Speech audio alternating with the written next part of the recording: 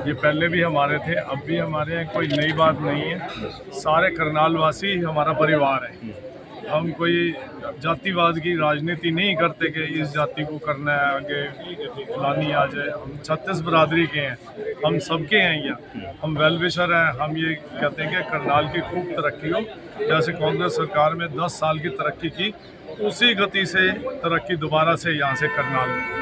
लेकिन करनाल वालों का एक सवाल है कि आप जो है ना, जिस तरह से खट्टर सरकार ने कहा था कि हम इंटरनेशनल एयरपोर्ट बना देंगे, यहाँ पे मेट्रो आ जाएगी और उसके बाद टोल टैक्स भी हटा देंगे। आज करनाल के अंदर 4 टोल टैक्स की सौगात बीजेपी के टाइम में आ रही है, तो जनता भी दुखी है, करनाल वासी भी दुखी है। क्या कुछ आश्वासन देना चाहेंगे कि जैसे सरकार आपकी आती है, आप विधायक बनते हो, तो इस तरह का आश्वासन आप देंगे? बिल्कुल बिल्कुल, हम इससे भी ज़्यादा करके दिखाएंगे यहाँ। इन्होंने 10 साल में किया क्या है खट्टर सरकार ने और ये नायब सिंह सैनी जी ने, सिवाय यहाँ वोटें बटोरने के और यहाँ से जाने के कोई काम नहीं किया। सारा हरियाणा परेशान, हर एक वर्ग परेशान।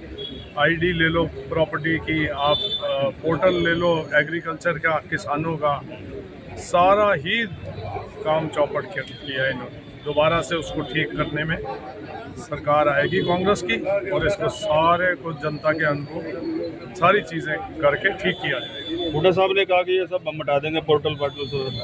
हाँ, तो कहा है तो हटाएंगे। कहा तो हटाएंगे जी। तो सर क्या कुछ करना चाहेंगे आप? आज पूरे हरियाणा में जी सर। एक परिवर्तन की लहर चल रही है और लोगों में खुशी है कि भारतीय जनता पार्टी की सरकार से छुटकारा मिलने वाला है और माननीय भूपेंद्र सिंह हुड्डा जी हमारे प्रदेश के मुख्यमंत्री बनेंगे। उनके शासनकाल में हमेशा लोगों ने खुशहाली देखी है। पूरे पंजाबी बरादरी ने हुड्डा साहब को समर्थन दिया है, तो इस पर आप क्या कुछ कहेंगे? कुछ और भी समाज ऐसे आ रहे हैं जो कि समर्थन दे रहे हैं? मैं कह रहा हूँ 36 बरादरी ने कांग्रेस पार्टी को समर्थन दिया है और यहाँ से बहन सुमित्रा सिंह भारी मतों से विजयी होंगे, लगभग 50,000 वोटों से। टक्कर किसकी है आपकी? टक्कर है ही नहीं, कोई नहीं है टक्कर। जी, तो हमारे साथ मैडम के जुड़े हैं, काफ़ी अच्छे कार्यकर्ता हैं कांग्रेस पार्टी से और शुरू से जुड़े हैं। क्या कुछ कहना चाहेंगे मैडम? सबसे पहले तो मैं आपको ये बताना चाहूँगी कि मुझे शहरी प्रधान बना दिया गया है कांग्रेस की और से महिला, तो मैं तो इसके लिए शुक्रगुजार हूँ कांग्रेस का कि उन्होंने मेहनत को देखते हुए मुझे इस तरह का पद दिया। और इस समय हम जो करनाल के चुनावों की बात करते हैं, तो करनाल में जो चुनाव है एक ऐसा रण है जो जिसको दुनिया देखेगी और जो हमारी बहन सुमित्रा सिंह जी हैं वो हरियाणा में सबसे ज़्यादा मतों से जीत कर सामने आएंगी और ऐसी जीत होगी कि जो भाजपा की नींद कई सालों तक आराम करेगी। उनको पता चल जाएगा कि किस तरह से इलेक्शन लड़ा जाता है और कैसे मुद्दों पर काम किया जाता है। आने वाले समय में हरियाणा में कांग्रेस की जो सरकार है वो मुद्दों की लड़ाई करेगी, मुद्दों पर काम करेगी। जैसे कि जितने भी भाजपा के टाइम में आपने देखा कि लोग इतने परेशान रहे, यहाँ करनाल की जनता रोज़ अपनी शिकायत दर्ज करती है, पोर्टल हो कुछ भी हो, तो उन पर जब सारी बात करती है तो ये सब चीज़ें जो कांग्रेस की सरकार है उसको ख़त्म करेगी। और साथ में बेरोज़गारी का जो मुद्दा सबसे अहम है उसमें हमारी बहन सुमित्रा सिंह जी ने वादा भी किया है कि वह अपने नौजवान बच्चों को यहाँ पर सेट करेंगी और नौकरी की जो पहल है, और यहाँ पर किसी तरीके से जैसे भी वो मंत्री बनती हैं तो और भी अच्छा काम इंडस्ट्री भी लाएंगे और बहुत बढ़िया काम होगा। मैडम, आपको क्या विश्वास है कि कांग्रेस पार्टी पर जिस तरह से हुड्डा साहब ने भी आश्वासन दिया है कि हम महिला सुरक्षा की अगर हम बात करें, 3-4 साल के बच्चों के साथ बलात्कार हो रहे हैं और बड़ा शोषण हो रहा है, बेरोजगारी इतनी फैली कि आप आज हम group C group A D तक सिमट कर रह गए हैं। नौजवान युवा बेरोजगार बच्चे हैं वो सारे के सारे विदेशों में पलायन कर रहे हैं। आज जो गरीब माँ बाप हैं मकान बेच कर कर्ज बंद हो चुके हैं और वो तड़फ रहे हैं बेटे की इसमें, लेकिन वहाँ पे भी वो धक्के खा रहा है और यहाँ से भी वो चला गया है। लोगों ने मकान तक ज़मीनें तक बेच दी हैं। इस पर सरकार का ध्यान नहीं है, तो क्या कुछ करना चाहेंगे आप? क्या विश्वास आपने इतने दर्द भरी जो बात करी है, लोगों का दर्द जो आप बता रहे हो, इस दर्द को हमारे माननीय हुड्डा साहब जी भी समझते हैं और भाई दीपेंद्र जी भी समझते हैं। उन्होंने अपने बात में कई बार कहा है कि यहाँ पर जो बेरोजगारी है उसका हम बिल्कुल मूल से नाश करेंगे, लोगों को नौकरियाँ देंगे, जो लोग पलायन कर रहे हैं उनको वापस लाने का भी काम होगा। जब यहाँ पे नौकरियाँ मिलेंगी तो वहाँ से लोग वापस आने का भी काम होगा। युवा जानना चाहते हैं कि क्या इसी तरह से जैसे पहले डीसी रेट था, अब ग्रुप है ग्रुप बी है जिसमें 15-20 हज़ार रुपये की सैलरी मिलती है और 20-20 साल तक लोग रिटायर भी हो चुके हैं, आज तक वो रेगुलर नहीं हुए हैं। क्या आपकी सरकार में भी ऐसा चलेगा?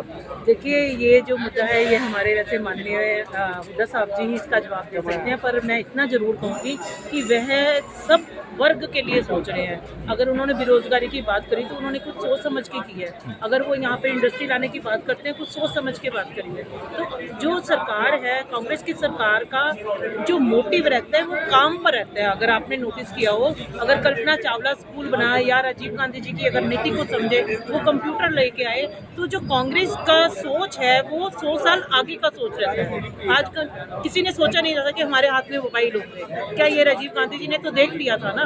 तो वही सोच आगे राहुल गांधी जी में भी है और वो उस सोच से चल रहे हैं और हमारा देश बहुत तरक्की करेगा। हरियाणा की बात इसके साथ ही जुड़ी है। आप वोटरों के पास जा रहे हो, क्या क्या मुद्दे लेकर के आप शहरी में ग्रामीण क्षेत्रों में जा रहे हैं? देखिए, हमारे मुद्दे जो मेन हैं वो हम बेरोजगारी के लिए भी बात कर रहे हैं और जो लोगों को बहलाया फुसलाया गया था कि हम आपको इतनी पेंशन देंगे, इतना पोर्टल बना दिए, फैमिली कार्ड बनाकर उनके जो पेंशन थी वो काट दी गई।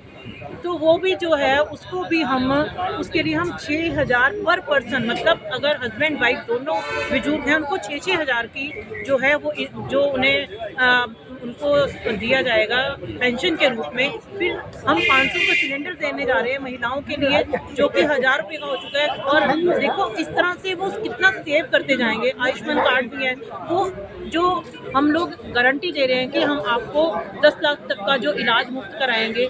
इस तरह से 100 गज के मकान देंगे, बनवा के देंगे। तो ये ऐसे मुद्दे हैं जो करनाल के मुद्दे हैं, लोगों के मुद्दे हैं, जिससे आज जो बुजुर्ग है वो भी सम्मान से जी सकेगा और जो बेरोजगार है वो भी नौकरी पा सकेगा। तो हर वर्ग का ध्यान रखते हुए महिलाओं के लिए भी राहुल जी सोचते हैं कि 50% का आरक्षण रहेगा। तो वो धीरे धीरे ये लागू होगा और महिलाओं को भी उनके हक मिलेगा।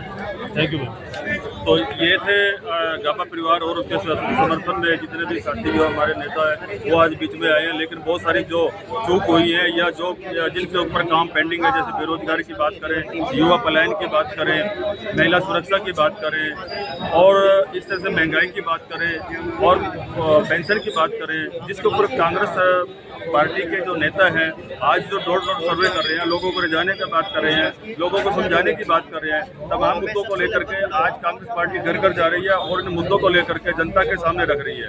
तो आगे जनता का रुख क्या होगा, क्या करनाल के अंदर बीजेपी सरकार की ओर से यानी कि बीजेपी की तरफ से जगमोहन आनंद जी हैं, इधर सुमोता स्मिता सिंह जी है। आप देखते हैं कि कौन नेता आपका पलड़ा भारी होगा, ये समय बताएगा। फिलहाल आप जुड़े रहिए अगली खबरों तक। बंसीलाल बंजारा, समाचार, करनाल, हरियाणा।